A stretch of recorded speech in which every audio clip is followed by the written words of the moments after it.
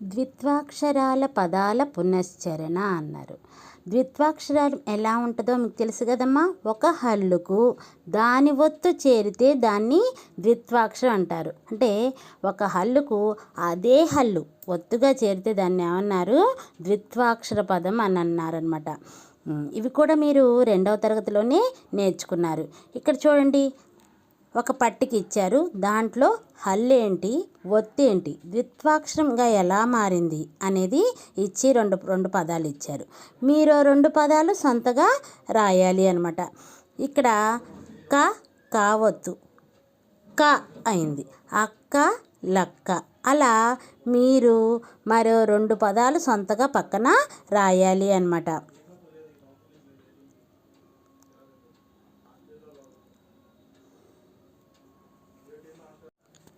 Next question చూడండి. కింది ద్విత్వాక్షరాలను పదాలను చదవండి, కొత్త పదాలు రాయండి అన్నారు. ఇక్కడ చూడండి, హల్లు, ఒత్తు, ద్విత్వాక్షరం, ద్విత్వాక్షర పదాలు, మరో 2 పదాలు సొంతగా రాయటం. ఇది కూడా అలాగే మీరు రాయండి. సొంత పదాలు అదే ఒక్క హల్లు కింద అదే హల్లు ఒత్తుగా రావాలి అన్నమాట. ఇక్కడ గా ఇచ్చారు కదా, గా కింద గా ఒత్తు వచ్చిన పదాలే పక్కన రాయాలి. తర్వాత జా కింద జా ఒత్తు వచ్చిన పదాలు పక్కన అన్నమాట. అట్లా ఈ పట్టికలో మీరు ఆ పదాలు పూర్తి చేయండి. తర్వాత 4th క్వశ్చన్ చూడండి. కింది అక్షరాల ఒత్తులు గమనించండి, మరలా రాయండి. ఇక్కడ హల్లులు ఇచ్చారు, కింద ఒత్తులు ఇచ్చారు. మళ్ళీ వాటిని మీరు కింద అవే ఒత్తులు మరలా రాయాలి. తర్వాత 5th క్వశ్చన్ చూడండి. క్రింది వానిలో గీత గీసిన అక్షరాలకు ఒత్తులు చేర్చి ద్విత్వాక్షర పదాలతో వాక్యాలు రాయండి అన్నారు. ఇక్కడ ఉదాహరణ ఇచ్చారు.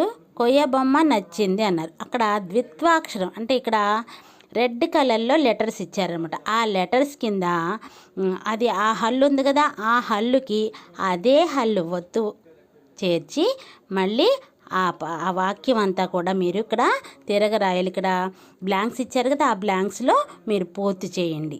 తర్వాత సంయుక్త అక్షరాల పదాల పునశ్చరణ అన్నారు. ఇప్పుడు సంయుక్త అక్షరం ఎలా ఉంటుంది? ఒక హల్లుకు వేరొక హల్లు ఒత్తు చేరితే దాన్ని ఏమన్నారు? సంయుక్త అక్షరం అన్నారు. ద్విత్వాక్షరంలో మనం ఒక హల్లుకు అదే హల్లు ఒత్తుగా చేరింది. ఇప్పుడు సంయుక్త అక్షరంలో ఒక హల్లుకు వేరొక హల్లు ఒత్తుగా చేరింది అనమాట. ఇక్కడ ఇచ్చినటువంటి 5 పదాల్లో ఇలాంటి సంయుక్త అక్షరం ఎక్కడ ఉందో దాన్ని మీరు రౌండ్ అప్ చేయాలి. తర్వాత కింద ఇవ్వబడిన అక్షరాలను కలిపి సంయుక్త అక్షరంగా మార్చి పదాలను రాయండి అన్నారు. ఇక్కడ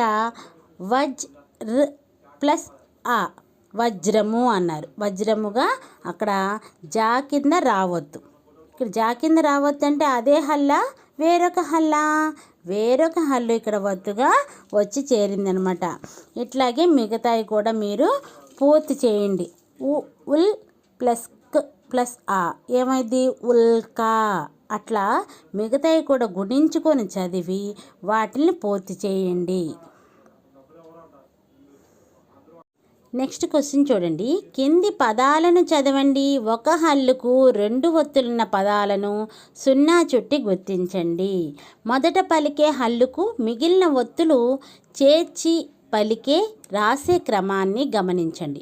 ఉదాహరణ చూసి ఇచ్చిన పదాలలోని అక్షరాలను విడివిడిగా రాయండి అన్నారు. 2 ఒత్తుల పదాలు ఇచ్చారు. తర్వాత 2 ఒత్తుల అక్షర క్రమం ఎలా విడగొట్టి చూపించారో చూశారు కదా.